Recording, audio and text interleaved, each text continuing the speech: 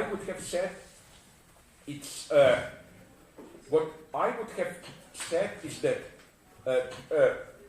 the point is, yes, I agree with you, and this is linked to the remark you made before, no?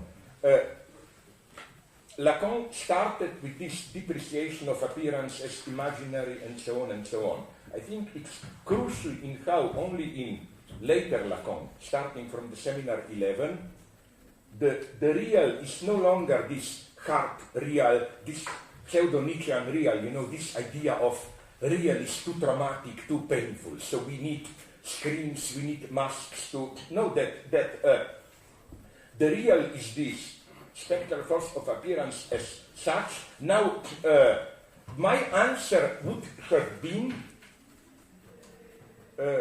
it's a very abstract one. I know it will not convince you, but all I can do now is just to give you a general direction. My answer would have been the way Lacan treats fantasy, that is to say, how does the mask relate to its location? If a mask masks some symbolic or whatever other content, it's still imaginary. If the mask is a mask of nothing, it's real. You know which, I will give you a simple example, but maybe it will work, which I often use to show this power of real as death drive and so on and so on. That's real. You remember, did you see David Lynch, Mulholland Drive? You remember that nice scene when they are in some shitty jazz or whatever club where an actress singer is singing on stage, she collapses, the singing goes on. This is the moment of the real where, as it were, it's almost like, you know, Cheshire Cat in Alice in Wonderland, when the partial object, the smile survives, insists. So here, there is even a better scene that you find along the same lines. I really love it. It's maybe the best. In that underestimated masterpiece by Sergio Leone, his last film, Once Upon a Time in America. You remember at the beginning, the phone is ringing endlessly, and then you get a whole flashback, 3 minutes. Then the guy hand picks up the phone, but the ringing goes on. Now, of course, this is not a magic movie. That is to say, both in Lynch and here in Sergio Leone, you immediately afterwards get a rational explanation. In Sergio Leone, in David Lynch is, of course, that it was a playback.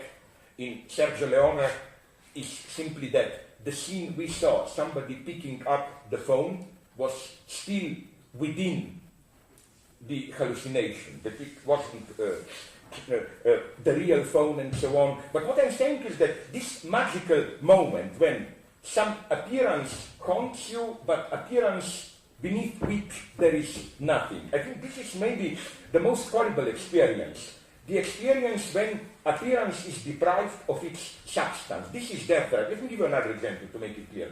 Are you just scratching or you have a question? Okay, then I just finish the issue. Sorry. You know, usually we say images are just appearances and there is a substance behind. This is how, for example, Schopenhauer interpreted the power of music. That why is music more forceful than other arts? His idea was other arts works like poetry, painting, works through representations, images, but music in its rhythm directly renders what Schopenhauer calls the will, the life force. And you can get this access in a romantic way. Did you see, for example, the effect is usually kitschy, Chaplin's masterpiece, I think, City Lights. Yeah. You remember at the end when the girl, before blind girl, recognizes him, you have this Puccini-like kitschy, triumphant music, and then you have the end, but the music goes on. It's as if you have this excess over the images of pure life force. But that would be life drive. But then the example I usually quote, maybe you know it, it really traumatized me when I saw it. It really worked. Some Balanchine, you know, the ballet guy, staged some piece of Webern, Anton Webern. You know what's the problem with Webern? You have his complete works on 3 CDs, no? Like Webern's longest piece is 10 minutes or something like that. No? So, of course, how did Balanchine do it? You have dancers dancing on music. Then, music stops, they continue to dance. I mean, the effect was terrifying. As if the living dead, you know. It's as if precisely they are, before you took the appearance as representation of the will, life force, or whatever. But then, this death drive force of appearance is for me precisely when you subtract the life substance, but the appearance goes on. But let me just conclude, because then after the break we will go into another line, if you allow me.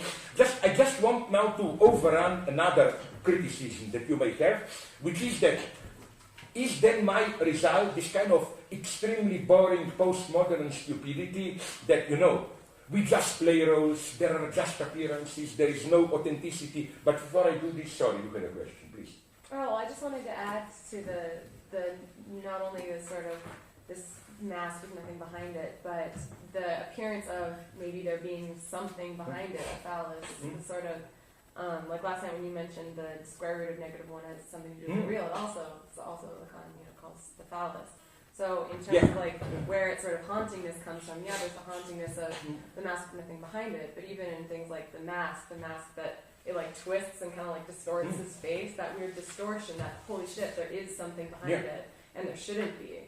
That's also the power and the fear. Yeah, no, I agree here. Yes, one should, don't have time now to go this in detail. Just again, I want to make that point clearly.